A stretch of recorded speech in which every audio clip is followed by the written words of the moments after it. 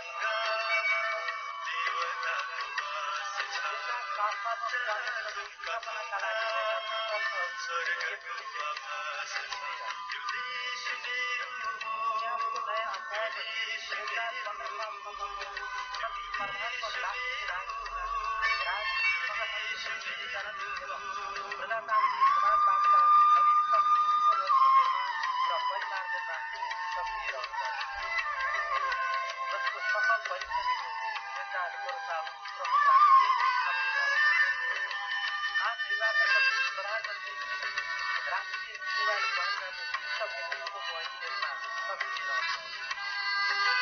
यिनको व्यक्तित्व अन्तर्राष्ट्रिय जगतमा यसपटक उहाँले व्यक्त गर्नुभएका नेताका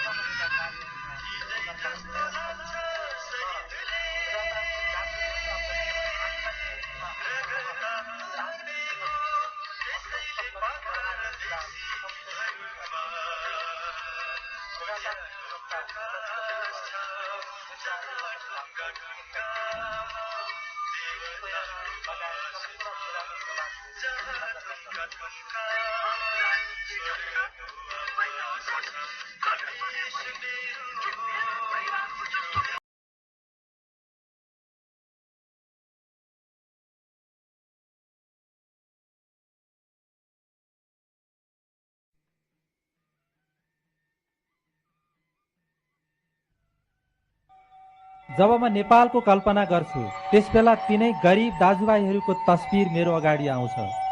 मैला लुगा लगाएको, खान नपाएको र रोगी अनुहारको तस्बिर। अनि मलाई लाग्छ यी रोगी खान नपाएको अनुहार पो हो हाम्रो देश। त्यसो हुनाले त्यही खान नपाएको पेटमा अन्न जाओस्, हाँस्न नपाएको ओठमा हाँसो आओस्, रोगीले औषधि मुलो पाओस्, केटाकेटीले पढ्न पाउन् भनेर नै हामी राजनीतिमा लागेका हौँ। मन्त्री हौला, ठुला ठुला कुर्सीमा जाउँला भनेर राजनीतिमा लागेका होइनौँ। जननायक बीपी कोइराला। यो बीपीले खिच्नु भएको नेपालको तस्बिर हो। वर्तमान नेपालको राजनीतिमा यो तस्बिर एउटा आदर्शका रूपमा स्थापित छ। तर समयले जन्माएका केही विडम्बनाहरू छन् जसले वास्तविक नेपालको तस्बिरलाई छोपेका छन्। मन्त्री हौला, ठुला ठुला कुर्सीमा जाउँला भनेर राजनीतिमा लागेका होइनौँ भन्ने जस्ता महान वाक्यहरू सम्भवतः कसैले बोल्ने साहस गरेको छैन। नेपालको प्रजातन्त्रोत्तर राष्ट्रिय राजनीतिका वाहकहरूमध्ये। अन्यथा अर्थ नलगाइएमा उक्त भनाइ अहिले ठिक उल्टो भएको छ र बेला बखत सुन्न पाइन्छ। सन्यासी हुन कसैले पनि राजनीति गर्दैन। अधिकांश राजनीतिक कर्मीहरूको राजनीतिक व्यवहारद्वारा व्यक्त भइरहेको यो पछिल्लो आशयले वर्तमानको राजनीतिक महत्वाकांक्षालाई अगाडि धकेलिरहेको छ। यसकै कारण बीपीका यथार्थपरक राष्ट्रिय चिन्तनहरू माटोमा अनुवाद हुन सकिरहेका देखिँदैनन्। यस निम्ति वर्तमान पुस्ताले पुनः एकपटक देशको माटो, देशको लागि आत्मबलिदान दिने आदरणीय शहीदहरू र माटोको अव्यक्त बाणीलाई मुखरित गर्ने राजनेता बीपी कोइरालालाई एकै साथ सम्झेर प्रतिज्ञा गर्नु आवश्यक देखिएको छ। गरीब हाम्रो मुलुक गरीब छ। हाम्रो मुलुक किसान छ। जसले किसानको भलाइ गर्दछ, हलो जोत्ने मान्छेको भलाइ गर्छ, जसले गाउँलाई सिँगार्छ, गाउँमा बस्ने मानिसहरूलाई को भलाइ गर्छ, त्यही समाजवादी हो। हाम्रो समाजवाद भनेको गाउँका जनताको भलाइ जुन नीति र कार्यक्रमले हुन्छ त्यही नीति चाहिँ नै हाम्रो दृष्टिमा समाजवादी नीति र कार्यक्रम हो। हामी गाउँले हौँ, गाउँका जनताको सेवा गर्ने हामी व्यक्ति हौँ। बीपी कोइरालाको राजनीतिक जीवनको आधारशिला तयार गर्न पारिवारिक पृष्ठभूमिका साथै भारतीय स्वतन्त्रता आन्दोलनले महत्त्वपूर्ण भूमिका निर्वाह गर्यो। जीवनलाई सधैँ खतराहरूका बीचमा हेलेर लक्ष्य प्राप्तिका लागि सङ्घर्षरत बीपी कोइराला भारतीय आन्दोलनका क्रममा पटक पटक गिरफ्तारीमा पर्नुभयो। भारतीय जेल जीवनका समयमा सम्पर्कमा आएका तत्कालीन विशिष्ट स्वतन्त्रता सेनानीहरूसँगको राजनीतिक अन्तर्क्रिया र निरन्तरको अध्ययनले बीपीमा राजनीतिक परिपक्वता प्रदान गर्यो। नेपालमा प्रजातन्त्र प्राप्तिका लागि भएका प्रारम्भिक राजनीतिक घटनाहरूले जहानिया शासनप्रति वितृष्णा उत्पन्न गराउनका साथै प्रजातन्त्रका लागि लड्ने वीरहरूलाई मृत्युदण्ड दिइएका घटनाहरूबाट आम जनतामा तत्कालीन व्यवस्थाको समाप्तिका लागि जनआन्दोलन आवश्यक भएको महसुस भइरहेको थियो। नेपाली जनताको यो सामूहिक भावनालाई प्रवासबाट बीपीले नेतृत्व दिनुभयो। यस निम्ति एउटा सशक्त राजनीतिक संगठनको आवश्यकता थियो। त्यो आवश्यकतालाई विभिन्न नामबाट चरणबद्ध रूपमा विकसित हुँदै 2006 साल चैत 27 गते स्थापित भएको नेपाली कांग्रेसले पूरा गर्यो। त्यसबेला देशभित्र भएको जहानिया शासन विरुद्ध मजदुर हडताल, विद्यार्थी हडताल जस्ता घटनाहरूले सरकारी दमनका बावजुद पनि आम जनताको भावनाको प्रतिनिधित्व गर्दै गए। देशभित्रका यस्ता घटनाहरूमध्ये मजदुर आन्दोलन जस्ता घटनाहरूमा बीपीको प्रत्यक्ष निर्देशन र नेतृत्व रह्यो। 2003 सालदेखि 2007 सालसम्मका देशभित्र र प्रवासमा भएका राजनीतिक हिसाबले तनावपूर्ण तर निश्चित उद्देश्यमुखी श्रृङ्खलाबद्ध घटनाहरूले बीपीमा नेतृत्वदायी क्षमताको सफल परीक्षण गरे। यसैको ऐतिहासिक परिणाम थियो 2007 सालमा प्रजातन्त्रको स्थापना भएको। 2007 सालमा प्रजातन्त्रको स्थापनाका लागि भएका सङ्घर्षहरूको केन्द्रीय नेतृत्व बीपीमै रह्यो। इतिहासको नयाँ अध्यायपछि 2015 सालसम्मको प्रतिस्पर्धात्मक राष्ट्रिय राजनीतिमा राजनीतिक संगठनको सुदृढीकरण एवं प्रजातान्त्रिक समाजवादका नवीनतम दृष्टिकोणहरूको निर्माण र परिमार्जनमा बीपी सक्रिय रहनुभयो, जसको सफल परीक्षण थियो 2016 सालको प्रथम राष्ट्रिय आम निर्वाचन।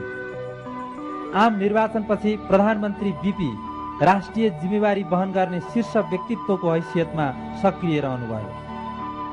बीपीको व्यक्तित्व अन्तर्राष्ट्रिय जगतमा यसै बखतदेखि प्रतिष्ठित र विस्तारित हुन पुग्यो।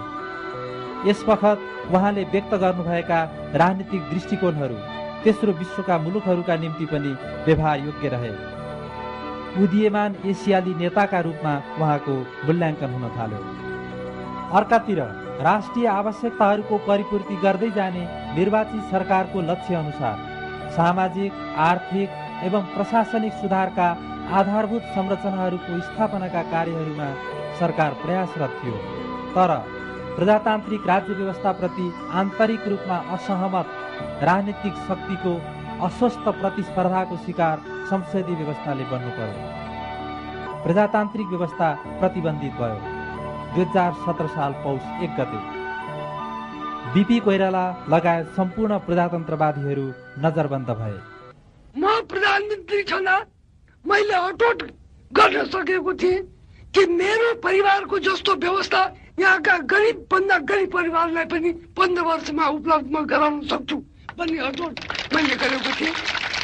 अब कुन प्रधानमन्त्रीले आज भन्न सक्छ कि 15 वर्षमा त्यो प्रधानमन्त्रीको परिवारको जस्तो अवस्था प्रत्येक परिवारहरूलाई यहाँ हुन सक्छ भनेर? त्यो सम्भव छैन। बीपीको जेल जीवन साहित्यिक सिर्जनाको हिसाबले उपलब्धिमूलक रह्यो। निरन्तरको 8 वर्ष लामो जेल जीवनबाट मुक्त हुनुभएका बीपीको पुनः 8 वर्षको प्रवासकाल राजनीतिक चिन्तनका दृष्टिले नयाँ सोचहरूको निर्माण काल रह्यो। प्रवासबाटै निर्देशित देशभित्रका तत्कालीन व्यवस्था विरोधी घटनाहरूले व्यवस्थावादीहरूलाई बेचैन गराइरहन सफल रहे। राष्ट्रिय मेलमिलापको दूरदर्शितापूर्ण चिन्तन देशका लागि यस बेलाको सर्वाधिक महत्त्वपूर्ण सैद्धान्तिक उपलब्धि रह्यो। 2033 सालमा बीपीको नेपाल आगमनसँगै बढेको राजनीतिक सरगर्मीले राष्ट्रिय जनमत संग्रहको परिणाममा पुर्यायो। परिवर्तन क्रान्तिकारी परिवर्तन हो। 19 वर्षको ओझारी राति बित्यो। अब हामी नयाँ युगमा प्रारम्भ गरेका छौँ। त्यो तिथिको प्रतीक हो यो मिटिङ, यो आमसभा, त्यो परिवर्तनको प्रतीक हो।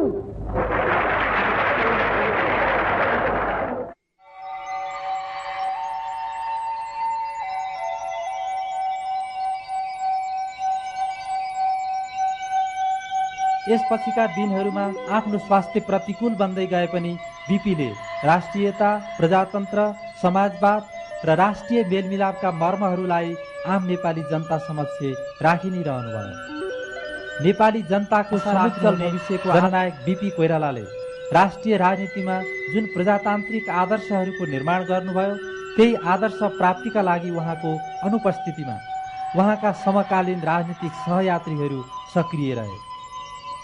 बिपीकै प्रजातन्त्रवादी अवधारणा र राष्ट्रिय मेलमिलापका राजनीतिक चिन्तनहरूद्वारा निर्देशित हुँदै 2046 सालको राष्ट्रिय जनआन्दोलनलाई उहाँका सहकर्मी नेताहरूले सफल नेतृत्व दिनुभयो। प्रजातन्त्रको पुनर्स्थापना भयो। प्रजातन्त्रको प्राप्तिपछिका राजनीतिक अभ्यासहरू जे जसरी गरिँदै आए पनि प्रजातन्त्रवादीहरूको वैचारिक नेतृत्व बिपी विचारद्वारा नै भइरहेको छ। बिपीका राजनीतिक सहयात्री नेता स्वर्गीय गणेशमान सिंह, उहाँको शिक्षा दीक्षै समाजवादबाट भयो।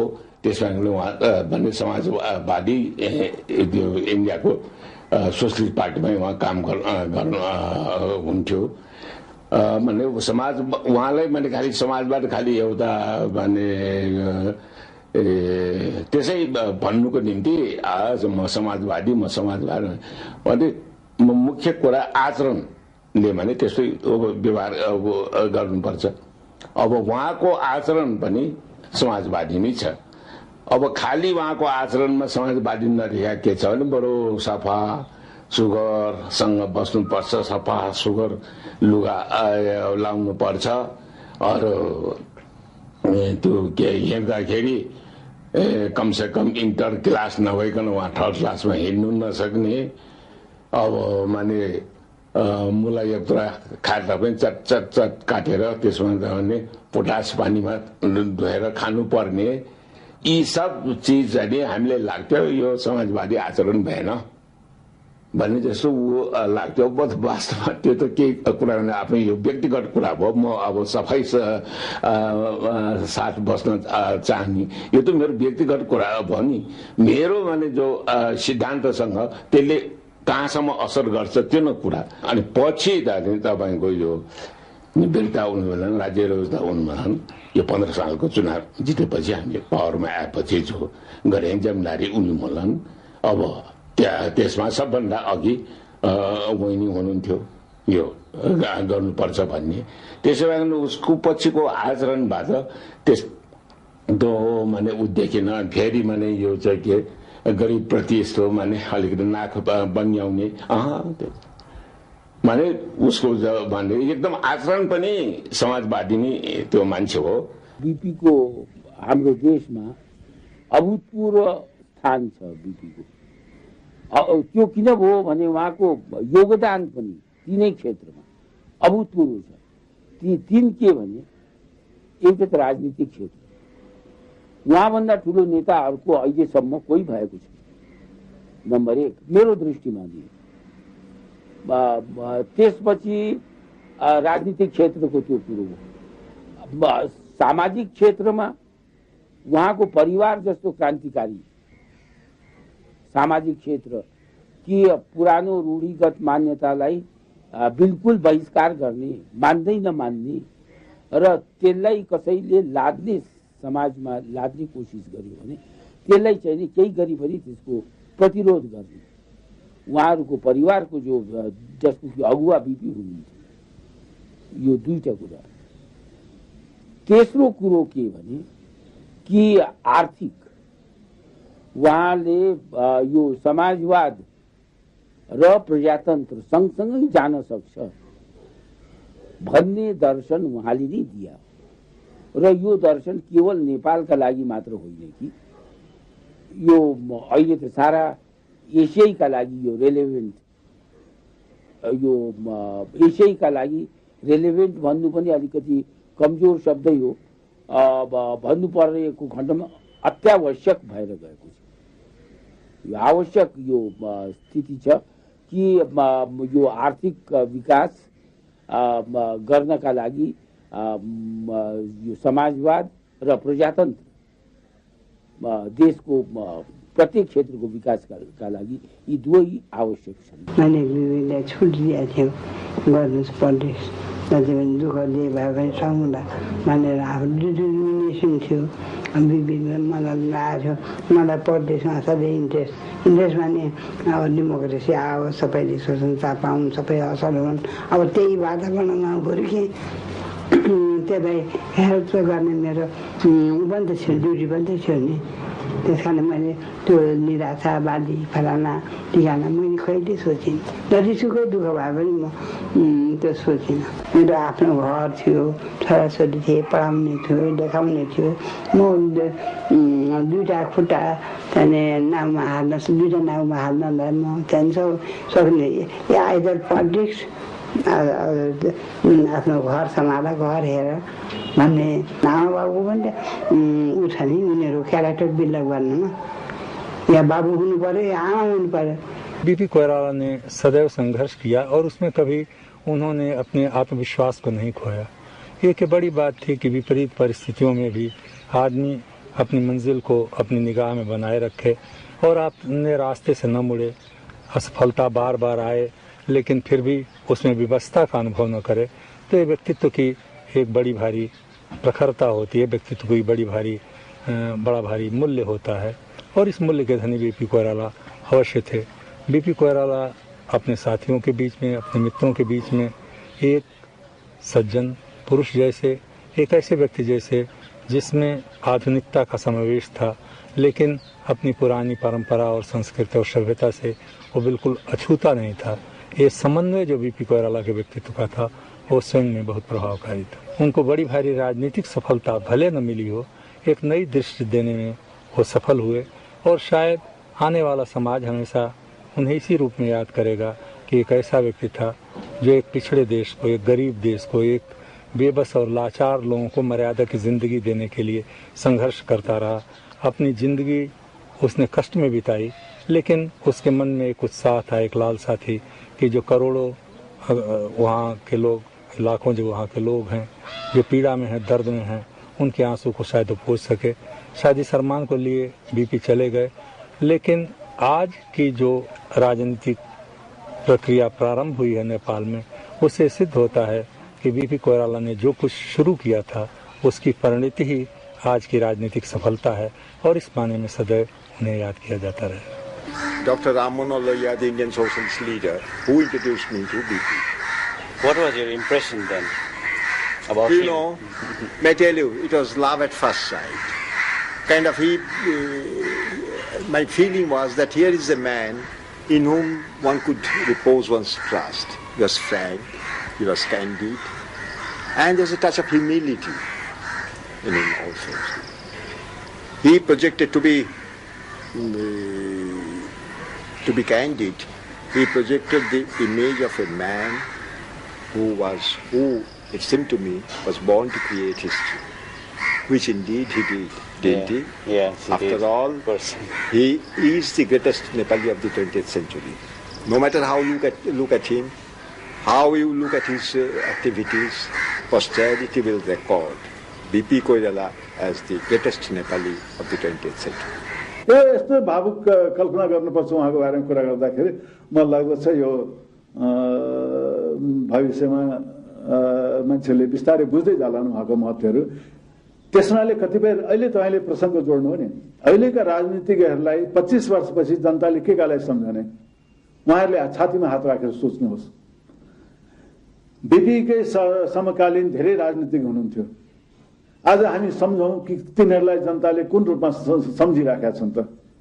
आज राजनीतिमा ठुला ठुला छापामा हेडलाइन समात्ने राजनीतिज्ञहरूको म प्रश्न, उहाँहरू एकछिन छातीमा हात राखेर सोच्नुहोस्, 25 वर्षपछिको नेपालीले उहाँलाई कुन रूपमा सम्झलान्, उहाँलाई किन सम्झलान्। बीपीले त सिद्ध गरिदिनु हो कि उहाँलाई मात्रै सम्झिराखेका छन् र उहाँको समवर्ती एउटा पनि उही उचाइमा, उही नैतिक उचाइमा, यद्यपि ठुला नैतिकवान मान्छेहरू थिए, ठुलो लडाइँ लडे, ठुलो त्याग गरे मान्छेहरूले, धेरै अनगिन्ती, तर त्यही रूपमा मान्छेले आफ्नो उचाइ किन मेन्टेन गर्न सकेन, किन कायम राख्न सकेन। त्यसनाले आजको राजनीतिज्ञलाई यदि बीपीसित पनि प्रतिस्पर्धा गर्नु छ भने उहाँहरू गर्नुहोस्, ईर्ष्या गर्नुहोस् भने गर्नुहोस्। के का लागि भने म त्यो उचाइलाई उछिन्ने छु। नेपालको राष्ट्रिय राजनीतिमा बीपी कोइरालाका राजनीतिक चिन्तन र दृष्टिकोणहरू हिजो जति सान्दर्भिक थिए तिनको सान्दर्भिकता वर्तमानमा पनि उत्तिकै छ। राजनीति मूलतः देशको आर्थिक र सामाजिक धरातलमा जोडिएको विषय हो। देशको आर्थिक र सामाजिक यथार्थमा सारपूर्ण परिवर्तन भइसकेको छैन। राजनीति एउटा साधन मात्रै हो, साध्य त देश र जनता हो। 2046 साल पछिको नेपालको राष्ट्रिय राजनीतिमा धेरै उतार चढावहरू आए, राजनीतिक परिदृश्यहरू धेरै उपस्थित भए, तर आम नेपाली जनताको मझेरी अझै अँध्यारो छ। बीपीका चिन्तनको सार तिनै अँध्यारा नेपाली घर र बस्तीहरूमा समृद्धिको उज्यालो पुर्याउनु हो, लोकतन्त्रको उज्यालो पुर्याउनु हो। 2062-63 सालको राष्ट्रिय लोकतान्त्रिक जनआन्दोलनपछि राजनीतिक रूपमा देशमा ठूलो परिवर्तन भएको छ। देशले 2007 सालदेखि नै अपेक्षा गरेको संविधान सभा र गणतन्त्रमा प्रवेश गरिसकेको छ। आजको गणतान्त्रिक नेपालमा बीपीका कतिपय सारपूर्ण भनाइहरू समस्त राजनीतिक अनुयायीहरू र व्यक्तित्वहरूका लागि एकपटक सोच्नुपर्ने विषय हुन सक्छ।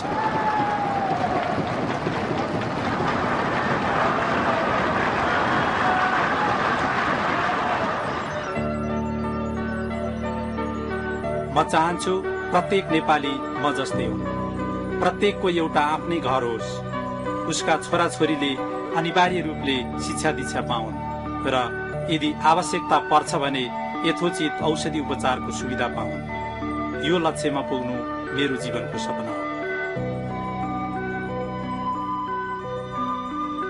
निर्बोध नेपाली जनतालाई निहालेर हेरौं र आफूलाई सोधौं, हामी आफ्नो बाटो आफै पाउनेछौँ।